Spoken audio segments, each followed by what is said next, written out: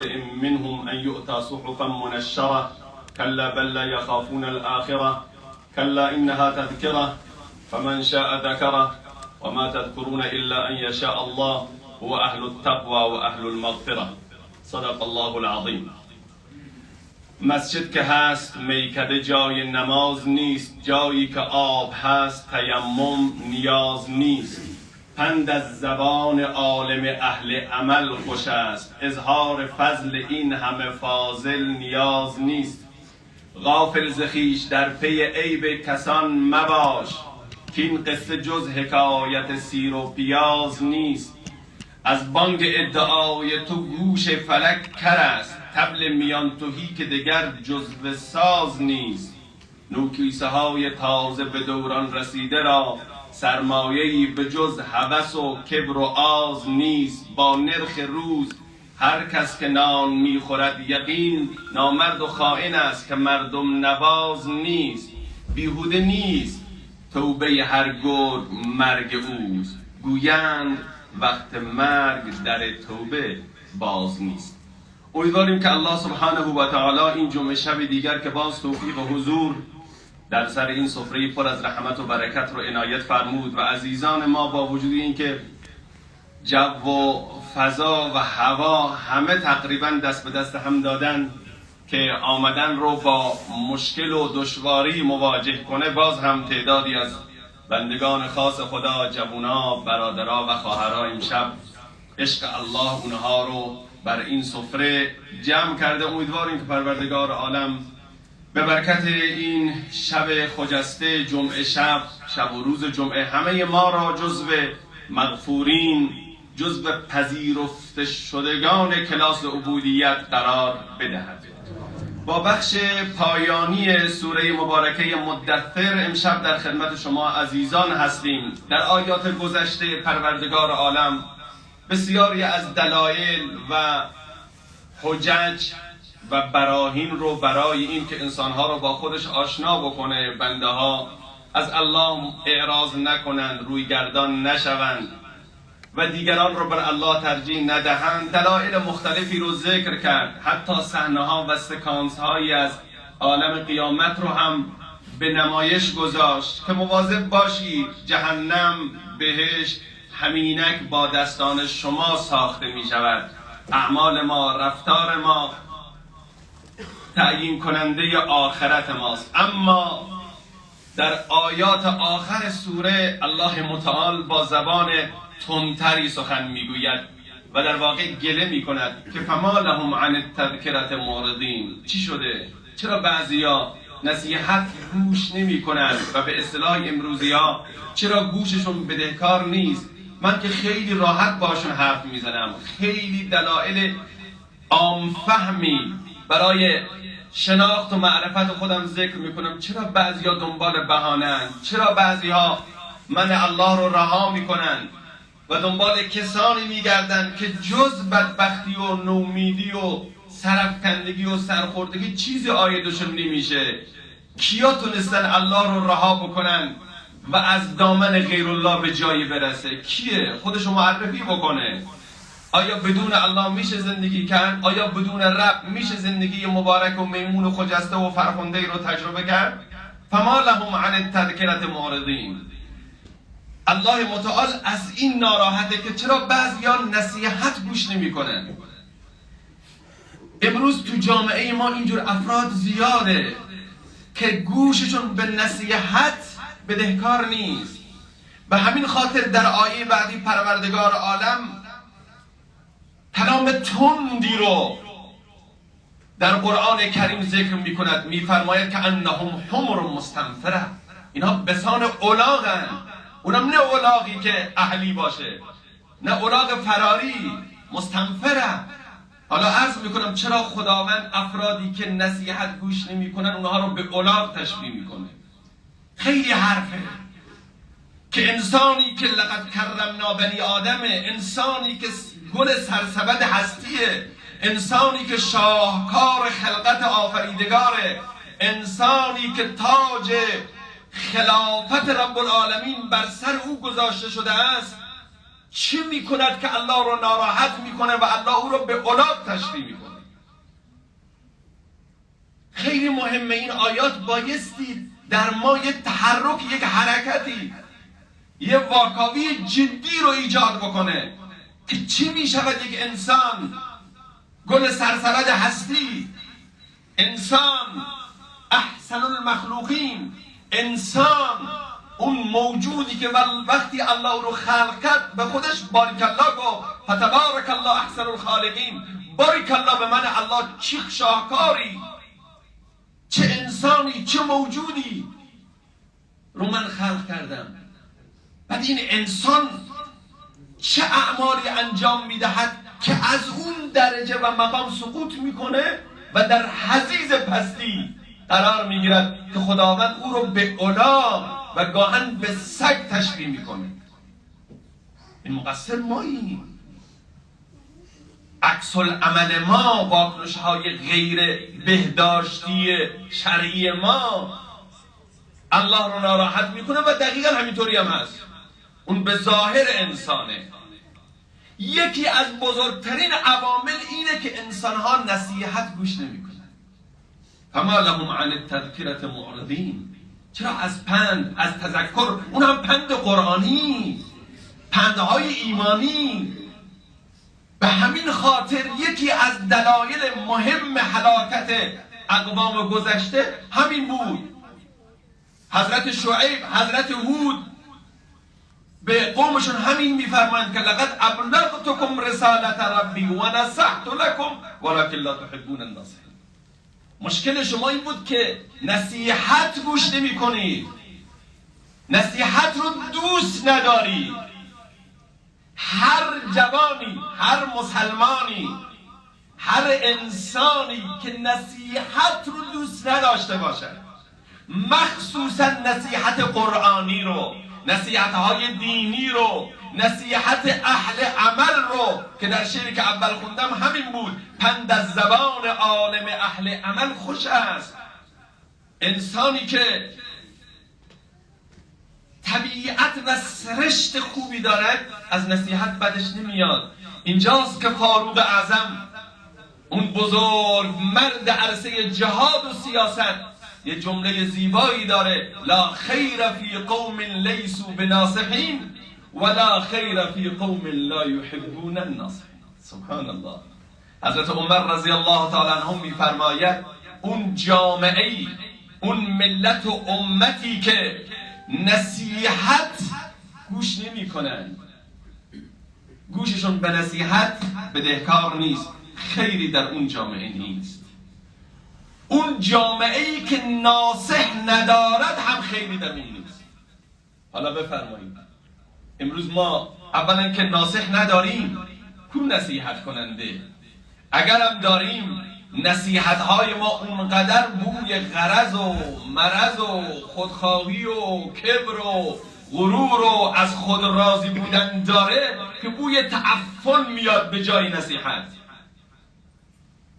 و اگر هم باز نصیحت مشفقانه داشته باشیم، خیلی افراد میگه نصیحت نکن منو، من بچه نیستم منو نصیحت کنی، در حالی که رسول الله صلی الله علیه و سلم میفرماید الدین النصیحه. الله اکبر.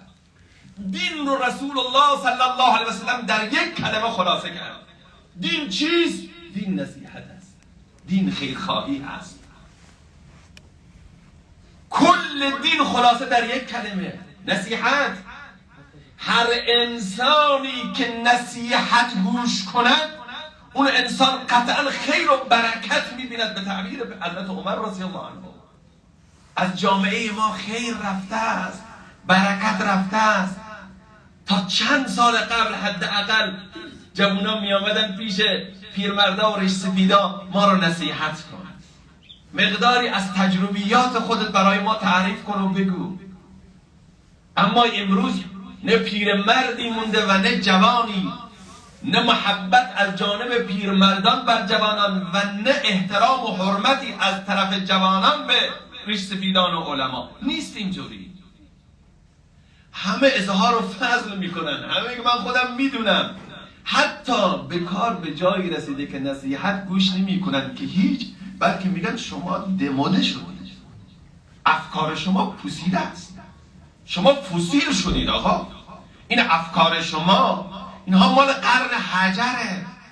بابا بعضیا بچه ها به باباهاشون میگن تو دیگه ما رو نصیحت نکن، نصیحت های شما الان تاریخ انقضاش گذشته، قرن 21 بابا، قرن اتمه، قرن پیشرفته، بشر امروز موشک های قاره پیما داره سوار میشه، فضا رو تسخیر کرده، ما به کره ما رفتیم. همین پسری که هنوز دو تا رو میگه 18 تا، یعنی ریاضیش اونقدر ضعیفه، علومش از اون بدتر، ادعای فضل و بزرگی میکنه، جواب باباشو اینجوری میده، جواب عالم محلش و عالم شهرش و اصلا اونا رو که میگن اینا ملاین بابا، من نمیدونم، عالم شد ملا، بابا شد امول، استاد دانشگاه شد فقط مدرکی و نمیدونم مدرک سر 4 راه و 5 راه خریدن و من نمیدونم. از نظر شما کی فهمیده است؟ همون کسی که از نظر شما فهمیده هست بگو بله، اون دوست نشگی خمار سر لای پاهاش از دیدگاه ایشون اون فیلسوفه. چرا؟ چون وقتی پای سیم و سنجاق نشستن اونجا یه حرفایی میزنن که فرشته ها حیرتن، اجنه هم سکته میکنن، اونا دیگه خیلی فهمیدن. عزیزان من، سعی کنیم بریم چند روزی که بزرگان ما هستن نصیحت ازشون گوش کنیم. بزرگان صحابه رضوان الله علیهم اجمعین، عبدالله ابن عباس رضی الله عنه گاهی 3 ماه مسیر رو طی میکرد تا بره پیش یک صحابی دیگر یه حدیث از رسول الله صلی الله علیه وسلم بشنوه. صاحب خونه گفت بیا داخل خونه استراحت کن، تو 3 ماه تو راه بودی. گفت نه، میترسم نیت من خراب بشه و این 3 ماه رو الله منو بی اجر کنه. حدیث رو گوش میداد، دم در 2 مرتبه برمیگشت. ما امروز این هزینه رو میکنیم. حضرت موسی رو پروردگار عالم برای یاد گرفتن درس به کجا فرستاد؟ پیغمبر اولوالعزم رو، اون همه راه، تازه اونجا هم که رسید خضر بهش گفت انک لن تستطیع معی صبرا، برو تو نمیتونی با من بیا. اگر ما باشیم در خانه یک عالمی بریم، بالفرض که نمیریم، حالا به هر دلیلی اون عالم وقت نداشته باشه، برو بابا، این هم از ملاهای قرن 21، اینا ملا نیستن بابا، اینا بلد نیستن چیزی، 1000 تا انگ میزنن. چرا؟ چون اون بنده خدا کاری داشته، عجله داشته، میخواسته جایی. من دیگه در خانه هیچ عالمی رو نمیزنم، همه این علما مردودن. چرا؟ چون یک مولوی حالا جوابشو نداده، یا بلد نبوده بنده خدا، یا فرصتشو نداشته. طلب و ادب این 2 تا بال برای رشد، طلب و ادب. ببینید الله متعال امم سابقه رو به این دلیل هلاک کرد که نصیحت شنو نبودن، نصیحت پذیر نبودن. و شاید ما نصیحت گرای خوبی هم نیستیم گاهن. بعضی از پدرها تو خونه ها نصیحت میکنن، بچه ها میگن باز سخنرانی شروع شد. اکثرا این حرف رو میشنویم، اگرچه که وسط پرانتز این شاید به بحث ما ربط آنچنانی نداشته باشه، ولی که معضلای جامعه ماست. پدرای عزیز، خصوصا کسانی که یک مقداری مثل ماها بیان و سخنرانی هم بلد باشه، اینا فقط یک منبر و یک میکروفون تو خونه کم دارن که بشینن شب و روز زن و فرزند رو سخنرانی کنن براشون. خسته شدن بعضیا، باور کنید دیگه تحمل ندارن. آقا خانوم، اون بچه تو اونقدر نفهم نیست، تو هم عذر میخوام اونقدر پروفسور نیستی که شب و روز اونجا میکروفون گذاشتی و سخنرانی میکنی. به خاطر این بچه ها از نصیحت گریزانن، از نصیحت خسته شدن. دلیلش هم اینه ما قشنگ بلد نیستیم با بچه ها چگونه رفتار بکنیم. اولا که به جای سخنرانی برای تربیت بچه ها و برای ساختن فکر و رفتار بچه ها 4 تا عمل رو باید پدر و مادر انجام بدن. اولین نصیحت کرداری است، نه گفتاری. بچه ها نصیحت کرداری رو میبینن، نه گفتاری رو. کردار ما، عمل ما، رفتار ما چگونه است؟ وقتی ما داریم یه جور حرف میزنیم ولی کردار ما یه جور دیگه هست. وقتی ما به بچه میگیم دروغ خیلی کار زشتیه، از این ور خودمون روزانه 2000 تا دروغ میگیم. به مشتری دروغ میگیم، به کارفرما دروغ میگیم، به کارگر دروغ میگیم، به زنمون دروغ میگیم. و جالب اینجاست حدیث هم در آوردیم، پیامبر گفته آقا به زن دروغ میگید اشکالی نداره. جدا دارم میگم، حدیث آقا به زن دروغ بگید اشکال نداره. حالا جالب اینجاست همه ما مفتی هستیم، تو جیبمون هست، دروغ رو میگیم دروغ مصلحتی. یعنی هر نوع دروغی دیگه الان جایزه برای ما، چون آرم و مارک مصلحتی خورده. همه جا دروغ میگیم الا جایی که مصلحت هست.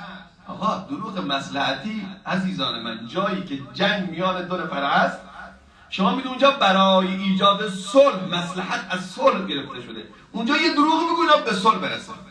اونجا این آقا دروغ نمیگه، میگه نه من چطور گردن خودم رو ببندم. ولی جاهای دیگه ماشاءالله کاملا دروغ یکی از دم دستترین و حتی بگم بیرنگترین گناهان، اصلا جزو گناه نیست. و حتی بعضی کار به جای رسته میگه فلانی بدون دروغ نمیشه زندگی کرد. اصلا بدون دروغ میشه زندگی کرد؟ وای بر ما، وای بر ما. عجیبیم واقعا. عزیزان من کاری ندارم، رفتار ما در خانه باید درست باشد، نه صرفاً گفتار ما. بچه ها کردار رو میبینن. پدری که گوشی دستشه تا نیمه های شب، اون به بچه نمیتونه بگه گوشی تو بذار کنار، درس تو بخون. اون به حرف مادر نخواهد کرد که اینقدر تو فضای مجازی نرو. بابا که خودش زیر پتو، حتی گاهن گزارش رسیده از بعضی خونه ها که بابا تو دستشویی و تولد با دستشویی با گوشی میره. اینو من نمیدونم اونجا دیگه چه توجیهی داره، اونجا چه کار میکنه این آقا. آره دیگه میگه فضای امن، خانوم نیست، بچه نیست، هر چه لاف و بلوف و دروغ هست اونجاست. ساعت ها اونجا نشسته، دستشوی فرنگی هم که اومده خستم نمیشه. فرنگ چی نکردی تو با ما؟ ولکن لا تحبون الناصحین. 4 تا عکس العمل و 4 تا رفتار ما مهم است برای تربیت فرزندان ما. اولی گفتم اینه که ما رفتار ما رو درست کنیم تو خونه، سخنران نباشیم، عمل کنیم. 2 بسترسازی کنیم، بستر خداشناسی و معرفت و دین رو در خانه فراهم کنیم. پدر عزیز وقتی تو تمام آلات لهو و لعب رو آوردی تو خونه، هر اون چه که بستر معصیت است تو خونه هست، بعد به بچه میگی که تو خودتو کنترل کن. ماهواره میگه من شبکه های جیم و نمیدونم حالا اسماشو من نمیشناسم، ماهواره‌ای هر چه هست، فیلم های ترکی، فیلم های هندی، اونا همه تو خونه اظهار خودنمایی میکنه. بعد بابا میگه من اونا رو قفل گذاشتم. بچه های امروز قفل آسمان رو باز میکنن، این که دیگه براشون چیزی نیست. قفل مغز توی پدر رو باز میکنه، راحت میخونه، فکر میکنی بچه ها نمیفهمن. بعد اون قفل 1 2 3 رو نمیتونن باز کنن. خب قفل هم که میدونیم ما، شما اونقدر امروز حافظه ها ضعیف شده، یا 2 شماره 4 شماره آخر کارت ملیه، یا 4 تا شماره آخر تلفن همراهته، یا شماره شناسنامته. غیر از اینا دیگه چیزی نداری تو. یا نهایتش سالگرد تولدت، سال تولدت، سالگرد ازدواج رو که اکثر مال شما مردا فراموش کردید. اینا رو که پسر میفهمه. ابزار معصیت رو از خونه دور کنید اگر میخوایم بچه هامون بچه های سالمی باشه. دوستان ناباب رو از زندگی و خانوادهمون دور کنیم. تو خودت با یه آقایی صرفاً فقط به خاطر اینکه پول داره یا همکارته، باش داری ارتباط داری، دمخوری، به قول خودت رفیق شیش دنگته و به اصطلاح امروزی ها فقط ناموس با هم فرق داری، خب تو نمیدونی اون دوستت ویروس میاره تو این خونه؟ اون دختر بی‌حجاب میاره تو این خونه؟ اون زنی که با اجانب و با بیگانگان راحت اصلا اختلاط داره، اون ویروس میاره تو این خونه؟ بعد تو از کی داری مینالی؟ چرا بچه تو داری ملامت میکنی؟ چرا زن تو داری ملامت میکنی؟ چرا از زنت داری گلایه میکنی؟ بعد میگن وا ویلا از دست زنها، وا ویلا. مثل اون لطیفه یادم آمد یه بنده خدای داشت سخنرانی میکرد، روزی شما خطبه میخون، میدونی وسط خطبه کسی نباید حرف بزنه، وسط خطبه حرف زدن ممنوعه.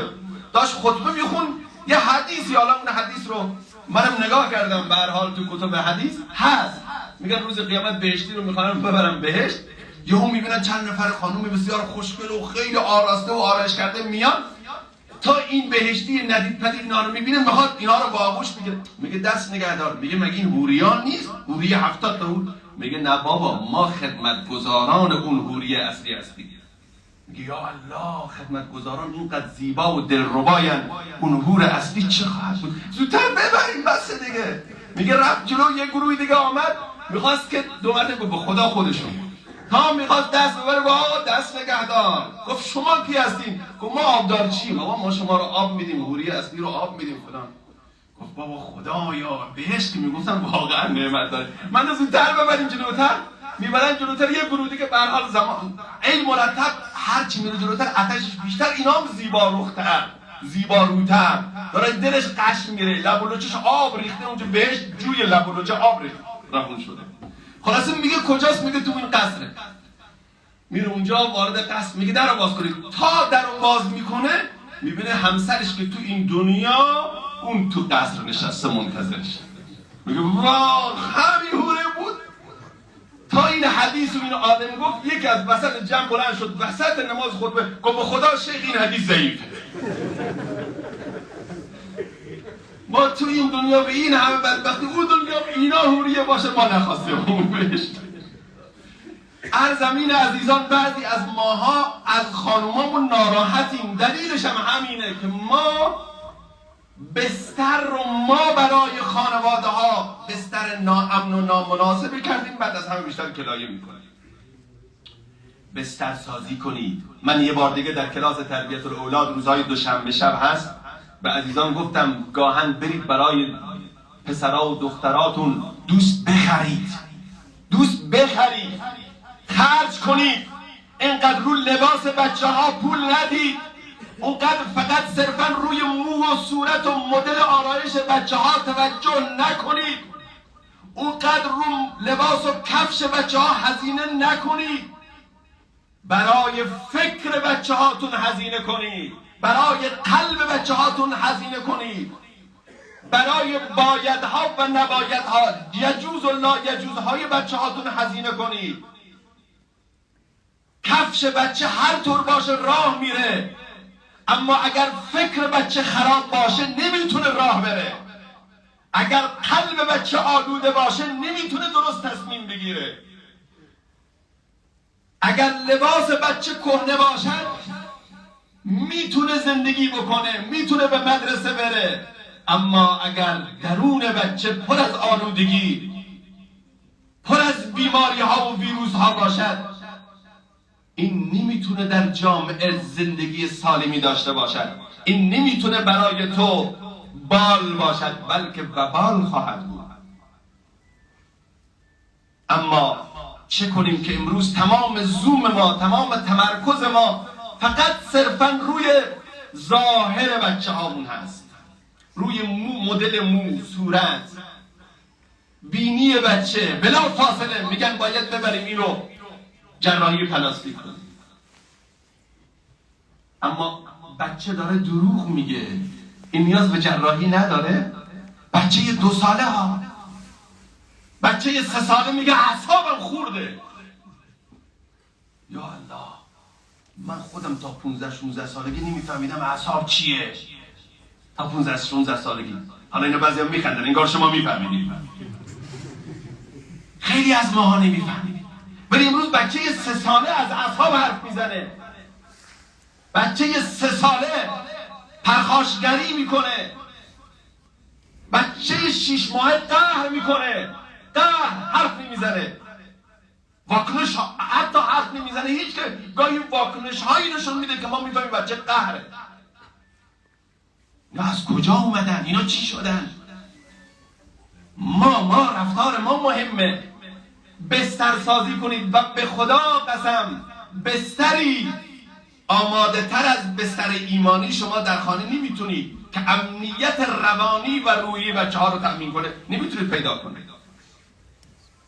اگر در خانه ایمان باشه، در خانه تعلیم باشه، در خانه نماز باشه، در خانه حجب و حیا باشه، در خانه صداقت باشه، پدر و مادر همدیگر رو با الفاظ خوب مؤدبانه خطاب کنن، پرخاش نکنن، بچه ها قطعا بچه های نیکوکار و محسن و خدا دوستی بار میان.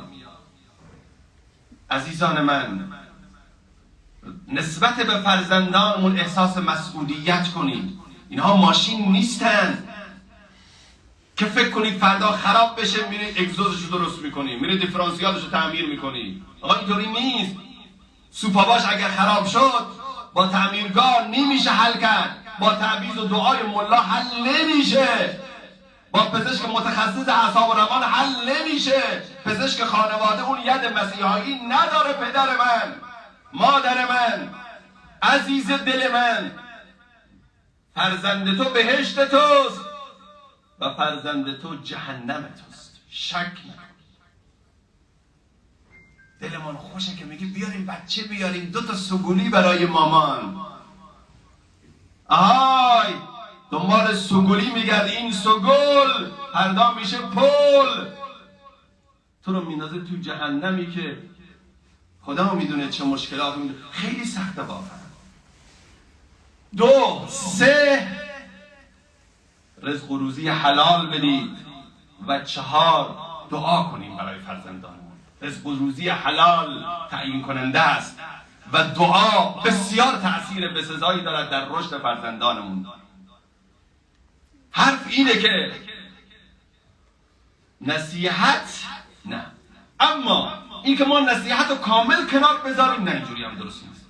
ما به نظر من به عنوان یک کسی که تجربه‌ای داره تو این زمینه، در زمینه قرآن شناسی کار کردم، یک زمان بهترین زمان برای نصیحت فرزندان لحظه شادی فرزند، اون لحظه‌ای که بچه خوشه، اون بچه زمانی که خوشحاله، حس عالی داره، اون زمان بستر مناسبه برای نصیحت کردن.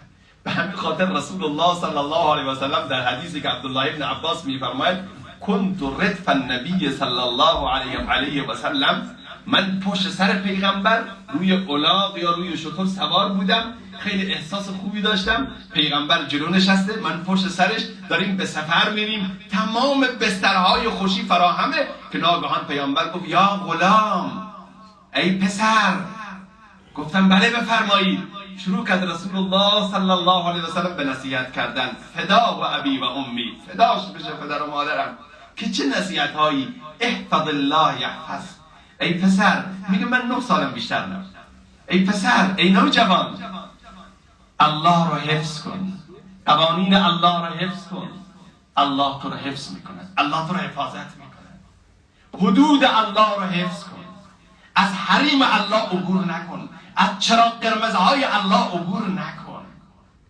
اگر میخوای خدا تو رو حفظ کنه، در جوانی زیبا بشی، در پیری سالم بشی، تنومند باشی، عزت داشته باشی، حرمت داشته باشی، تن و بدنت سالم باشه، اعصابت خرد نباشه، لازمش اینه که الله را حفاظت کن.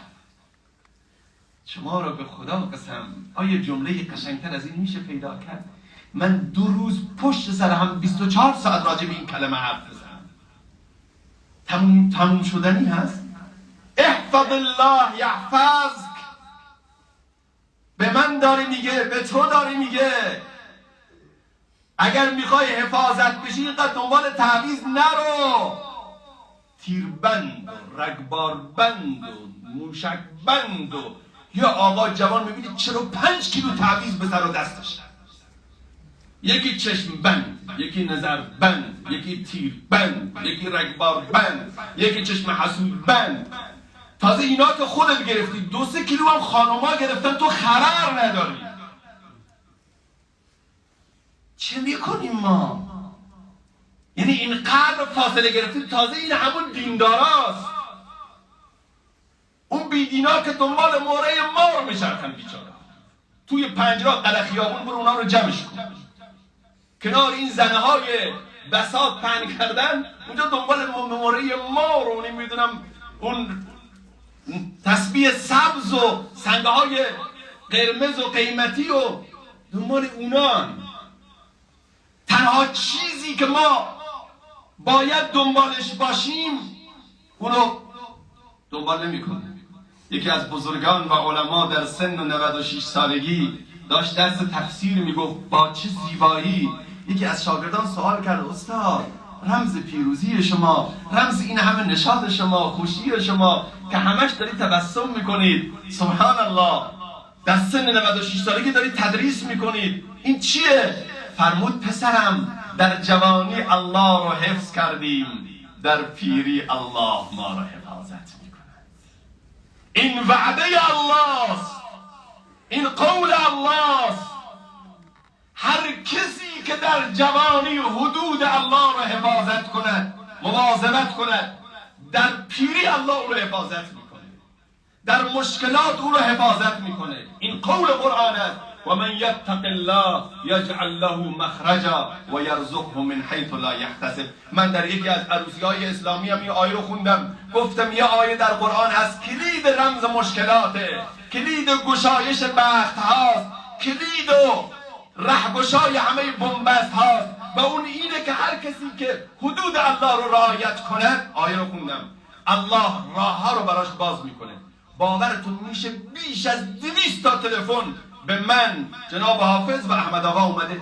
این آیه کدوم آیه هست؟ حالا به آیه کار ندارن، روزی چند بار این آیه رو بخونیم، رو چه کاغذی نوشته بشه، چند پوش بشه، پوشاش سفید باشه یا سبز باشه، پلاستیک هم داشته باشه.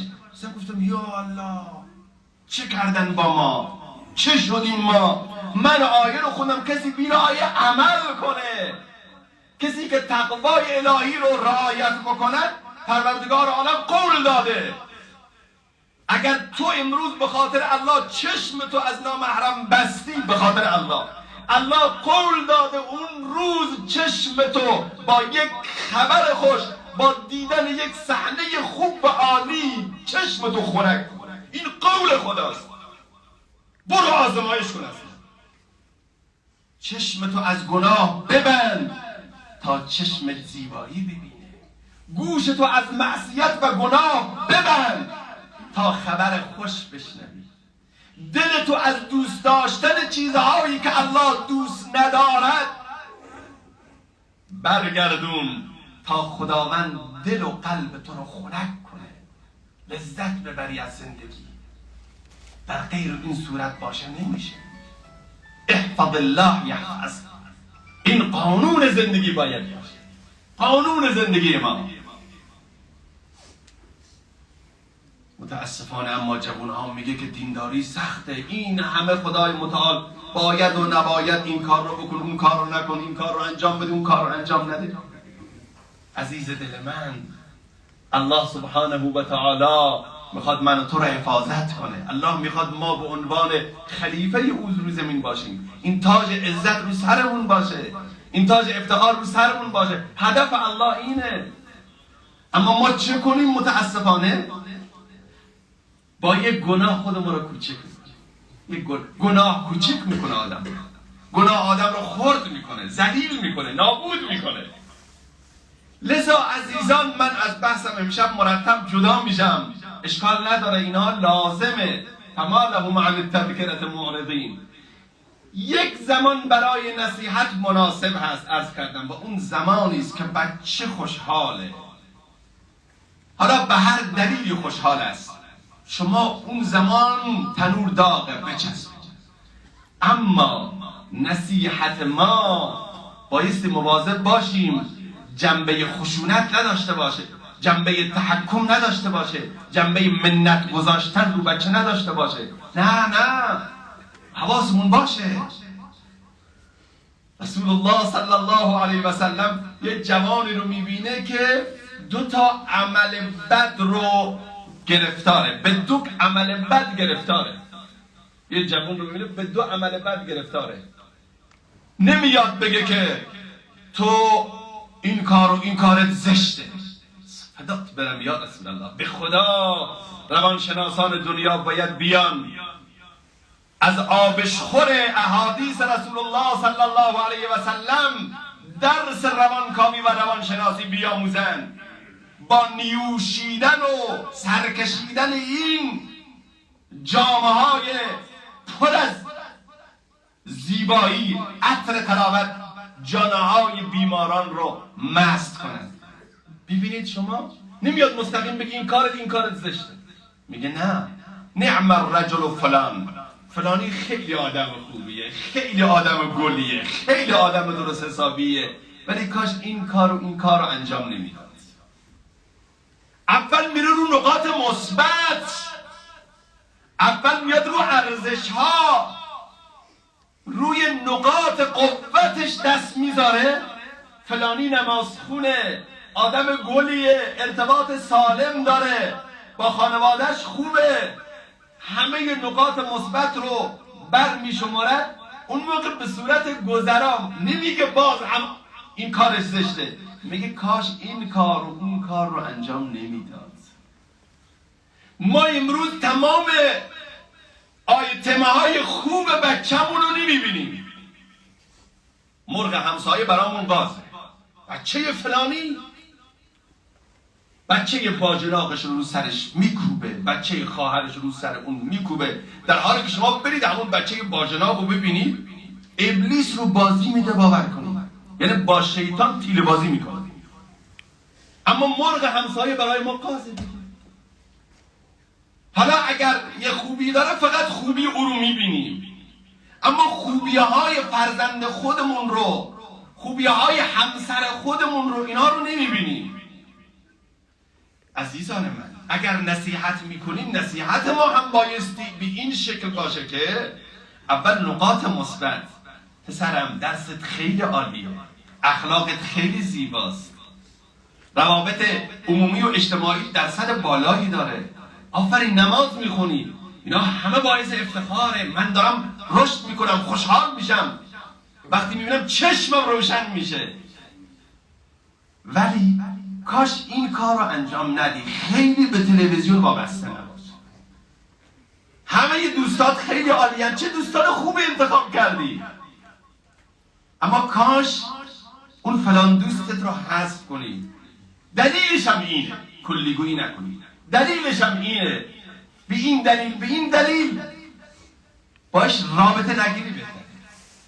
ببینید این فرزند اونقدر تشویق میشه، اونقدر با نقاط و قوتش جون میگیره که اون نقطه ضعف دیگه اونو خورد نمیکنه. اما ما چی؟ میام گاهی اینقدر نقد میکنیم این بچه، نقد، انتقاد، ایراد، توهین، حتی توهین، که این بچه عزت نفسشو از دست میده، سلف استیمش با مشکل مواجه میشه، دیگه اصلا نمیشه سلف استیم روش نصب کرد. حالا تو ببر هر جا دوست داری، پیش پزشک ببر، پیش روان پزشک ببر، نمیشه آخه.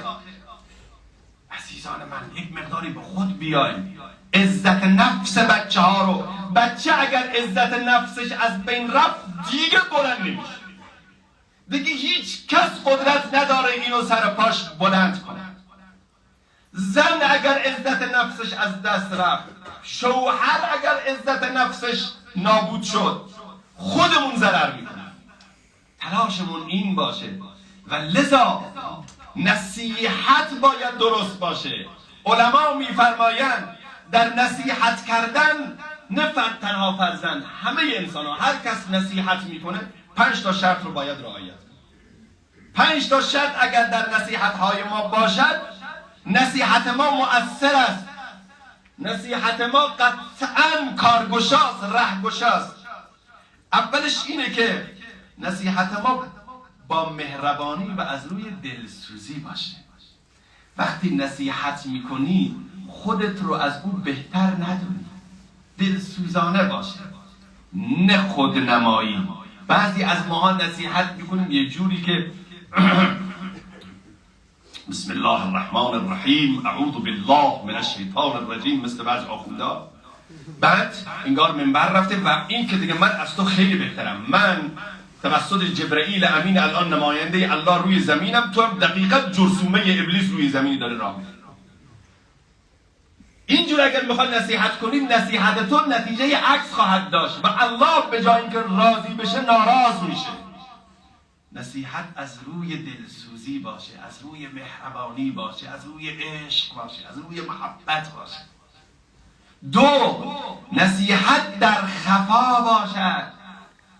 نصیحت در خفا، نه این که آمدی بنده خدا رو تو جمع عزت او رو از بین میبری، آبروی او رو به حراج میزنی، چوب حراج به عزت و آبروی او.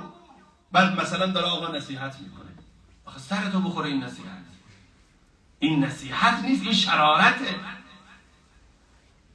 نصیحت در خفا، مخصوصا فرزندانمون رو، نظر منو اگر میخوای حتی جلوی مادرش نصیحتش نکن، جلوی خواهرش نصیحتش نکن، جلوی همکلاسیش اینا که اصلا و ابدا، تک و تنها. بچه تو سوار کن ماشین، بابا با هم بریم دور بزنیم. کجا بریم بابا؟ کافی شاپ. یه جوری نگاه میکنین انگار که جرمه ها، یعنی فقط کافی شاپ با رفقاست ها. رستوران فقط مخصوص دوستای شیشتانگه ها. با بچه‌مون اگر بریم، یا بعضی مادرها سریع حساسیت به خرج میدن، چی شده باز پدر و پسر میخواد بره توطئه در راه. اصلا عجیبی ما نه؟ در خفا نصیحت کنیم. اگر زنی میخواد شوهرش رو نصیحت کنه، من نمیدونم چرا همه امشب یک جوری نگاه میکنن. آقا زنم باید نصیحت کنه یا نه فقط نصیحت ما مردا هستیم ها؟ حق نصیحت کردن حق مسلم ماست. اینطوری نیست، زن هم باید. ما شریک گرفتیم، زوج، زن و مرد رو با هم میگن زوج، یعنی جفت هم، دو تا لنگه درن. آقا حس خود برتری رو بذار کنار، حس تایید طلبی رو بذار کنار، حس خودفهمی و منفهمی و خودمحوری و خودکفایی رو بذار کنار. زوجین، با هم دیگر میشین یک. معدل تو هم 10 هست، معدل او هم 10، حالا میشین 20. او هم اگر باشه کو معدل 10، خدا میدونه معدلا 2 و 3. در خفا بچه‌مون رو برداریم، واقعا دارم میگم، تک و تنها سوارش کنید. این کار رو حتما بکنید. ببرید بهترین رستوران اگر دارید، اگر ضعیف کافی شاپ، اگر همین سوپرمارکت یا همبرگر سر کوچه، اشکال نداره. یه نهار بهش بدین، اونجا حرف دلتون بزنید. خیلی عالیه. اینقدر بچه‌مون رو جلوی این و اون خرد نکنیم. این بچه من همه چیز رو ریختم به پاش، گوشی، آیفون، کفش، مارکاشو شما بگید دیگه نمیدونم، بند فلان، ساعت اون چنانی، همه چیز. اما این درس نمیخونه، به جای اینکه درس بخونه میره گوشی بازی میکنه و فلان میکنه. به اصطلاح خودش این پدر داره چق القمر میکنه. الان هنر کردی. اگر نقدی داری، اولا که انتقاد نکن به نظر من، ثانیا در خفا. 3 رضایت الله رو هدف نصیحتمون قرار بدیم. هدف رضایت الله باشد، نه هدف اینی که خود رو نشون بدیم. من الان شما رو نصیحت میکنم اینجا به اصطلاح، البته من نصیحت نمی کنم، من فقط کلمات قرآنی رو دارم ترجمه میکنم به شما، من فقط منتقل کنندم. فکر نکنید فردا جایی هم تعریف نکنید فلانی اسطوره علم و دانش بود. نه بابا، این حرفا نیست. حرف اساتید علما بزرگان مفسرین، اینا رو من دارم نقل میکنم بهتون. اگر این حرفام برای رضای الله نباشد، نه در شما تأثیری میگذاره، نه من خوشحال میشم از درون، نه از درون من خوشحال نخواهم شد. چرا؟ چون من برای نفس به حرفا رسیدم. مخلصانه باشه. قبل از اینکه نصیحت کنیم استغفار کنیم، استغفر الله استغفر الله، بعد بریم سراغ نصیحت کردن. حالا هدف الله باشه. شما اونجا فقط الله رو ببینید، مرتب. 4 شرایط فرد رو در نظر بگیرید بعد نصیحت کنید. یا آقایی مثلا دارم میگم تاجره، داره با تجارت روزی در میاره، تو داری اینو نصیحت میکنی که به نظر من بهتر اینه که تو دیندار باشی، تجارت رو بذار کنار، این چه کار دنیا به درد چه میخوره، بیا بیفت تو محراب اونجا الله الله کن. شرایطش رو در نظر بگی. این آقا اگر تاجره، نصیحت تو در عرصه تجارت باشه، حلال خوری باشه، رزق و روزی حلال. الکاد علی عیالی کالمجاهد فی سبیل الله. عزیز من، کسی که داره تجارت میکنه، کسی که داره زراعت میکنه، کسی که داره بنایی و استایی میکنه، کسی که داره رزق و روزی حلال در میاره، مثل مجاهد در راه الله است. اگر دانشجوست شرایطشو در نظر بگیر، شرایط وقتی، زمانی، کاری، همه شرایطشو. آقا میخواد بره دانشگاه، اون دم در نگه داشته اینو که من میخوام تو رو نصیحت کنم، اون از کلاسش داره میفته. جوان میخواد بیاد نماز، اون دم در نگه داشته که نصیحتش بکنه.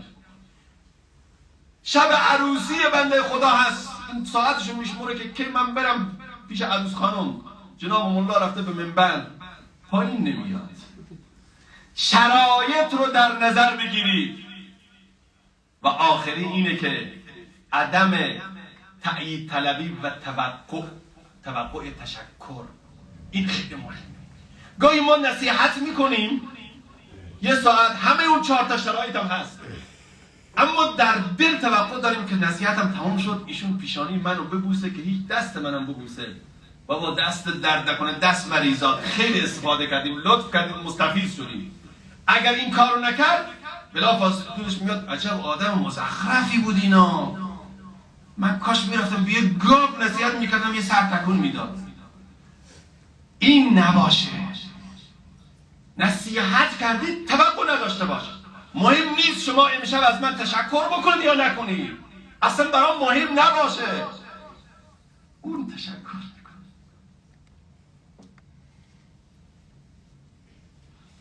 امیدوارم اون تشکر کنه.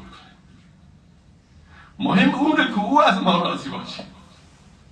مهم اونه که بعد از هر نصیحتی، بعد از هر عبادتی اون بگه قوموا مغفورا لکم قد بدلت سیئاتکم حسنات. باشید که همه گناهان شما تبدیل به نیکی شد، من الله راضی شدم. اگر اون راضی شد ما فایده رو بردیم و الا ضرر کردیم، وقت ضایع کردیم.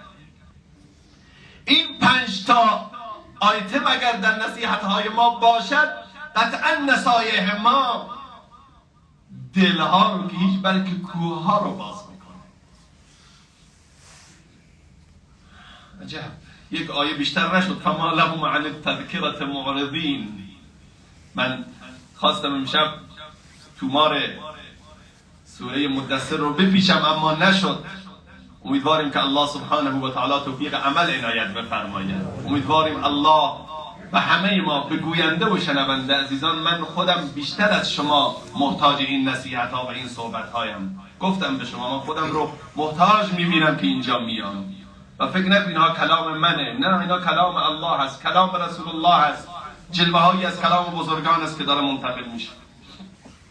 اگر حیاتی باقی بود، چون هفته آینده احتمال داره سفری باشم و لذا انشاءالله دنباله بحث رو بعد از برگشت از سفر خدمت شما عزیزان توضیح خواهم داد. اما 2 تا نکته در پایان.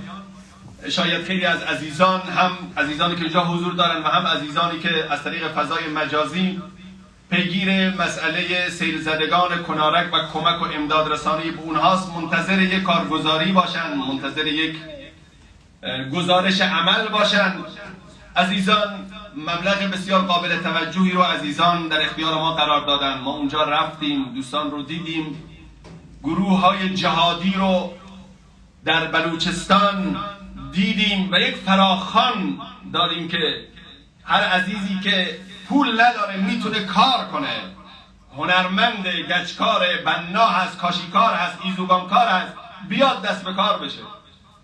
بلا فاصله کار شروع شده. 12 گروه الان دارن کار میکنن. این همزمان همین الان 12 باب منزل در حال ساخت است. 2 تا تکمیل شده. یعنی امروز داشتن کاشیکاری تمام شده بود، فقط گچکاریش مونده بود. 2 منزل تکمیل، 10 منزل دیگر در حال ساخت است. جا دارد من تشکر بکنم و عزیزان ما در بلوچستان به من گفتن اسم ببرید. تعدادی عزیزان ایزوگامکار استاوبنا از اصفهان اومدن اونجا مشغول کارن. عزیزان ما از استان خراسان رضوی، آفرین بر شما خراسانی ها، از تایوان، از مشهد ریزه،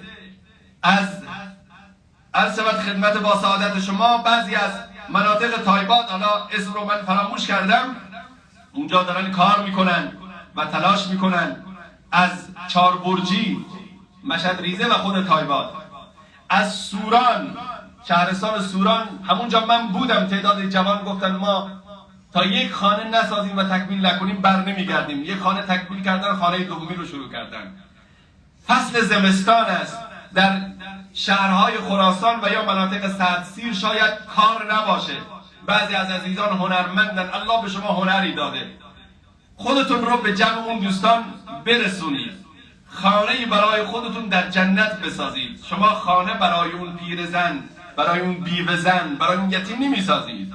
یقین بدانید که این خانه برای شما در جنت است.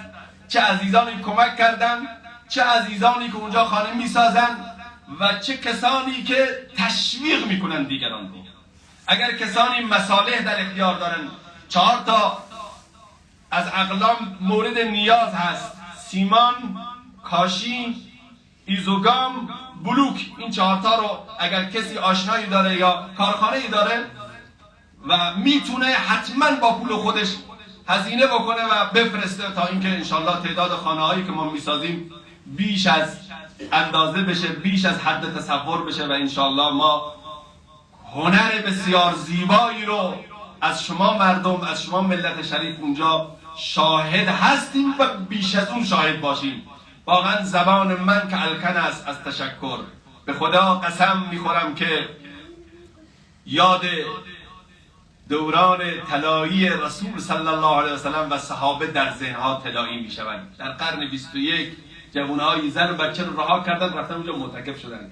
فراموش کردم از شهر مشهد هم تعدادی از دوستان جوشکار بودن، پنجره ساز بودن، اونها هم رفتن. الله به همشون جزای خیر بده. ما که زبان تشکر نداریم، الله از اونها قدردانی کنن. الله در جان و مال و جوانیشون برکت بده.